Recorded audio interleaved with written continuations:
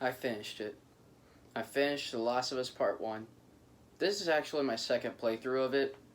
I wasn't doing YouTube back when I first did. And what do I have to say about this movie? I mean, I'm not editing this. What do I have to say about this game? It's amazing. They animated the crap out of it. One thing I noticed this time is when Joel is like walking behind something and you're crouched, he moves his hand against it, and you know how many. That is a very small detail, I know, but you know how many other games do that? None that I could think of. That I could go on for a bunch of small stuff about this game for a long time, which I'm not. I actually did take notes, but I didn't feel like editing this, so this is off the top of my head. So yeah, they animated the crap out of this. The music really improves some cutscenes. For example, that last cutscene, which I'm not going to spoil because I know some people are probably like me, where they heard a lot of good things about the first one, and then they announced that they were having a second one, and so they saved up their money and bought a PS4 to play the first one. That's what I did. So, no, this is a spoiler-free review, but that last cutscene and the other ones before that, the music just improves it so much. It's amazing. The not all the music is good, but none of it is bad. That is for sure. None of the music is bad. It's it's amazing, this game. I'm trying to think of other things to say about it. Well, it the for the cutscenes. One thing I noticed, and I don't really know if a lot of other games do this. I don't really usually play games with the critical eye, like I do with movies. But they kind of went for in some cutscenes. They kind of went with like a handheld camera vibe. You know how like in a movie where it's kind of shaky. They kind of went with this, and I think it works very well. It's almost like you're right there with him, even though you're not. You're sitting behind computers. You're sitting behind a TV screen with your PS4 controller in your hand, eating a bag of Doritos as you play. But yeah, they kind of go for a handheld camera vibe that I found very effective, and I really really like Ellie.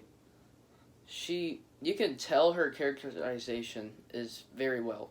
One thing I noticed is when they first meet Joel, and I forgot what his partner's name was, but when she first meets them, she's trying to act very tough, and as the game goes on, she starts to become more of herself, and she is very good. She's a very good character.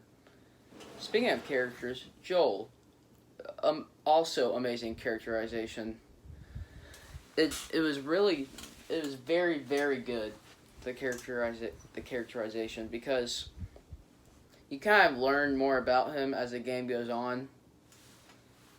I mean, yes, you have a cutscene at the beginning that tells you why he is, but as the game goes on, he goes from tough to a little bit more lighthearted when it comes to Ellie.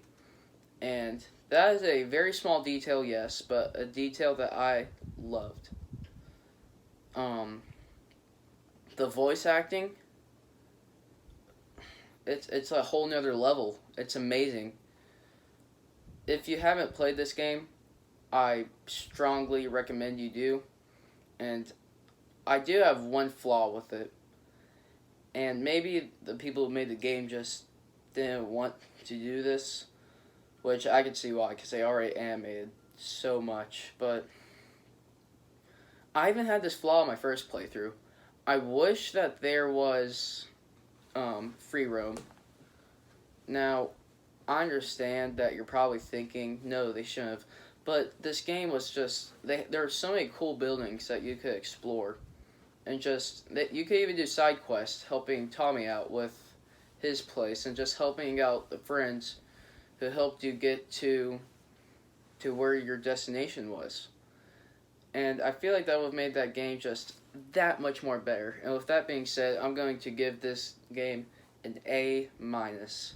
Almost an A plus, but like I said, they didn't go for the free roam, which I really wish they did. I did encounter a few glitches, but I don't think that was the game's fault. Like I said, not editing this.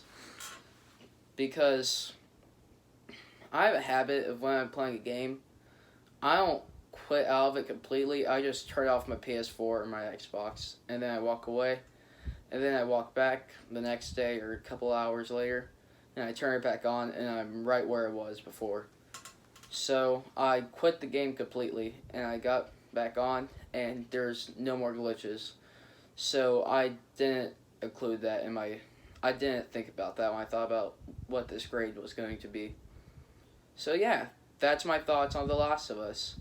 I'm fixing to play part 2, which my friend told me that a lot of people were hating on it before it even came out. So I'm interested to see if the hatred was well deserved. But yeah, that's my thoughts on The Last of Us. If you like this video, like and subscribe, share it to your friends, and comment down below if you agree. And I'll see you guys next time.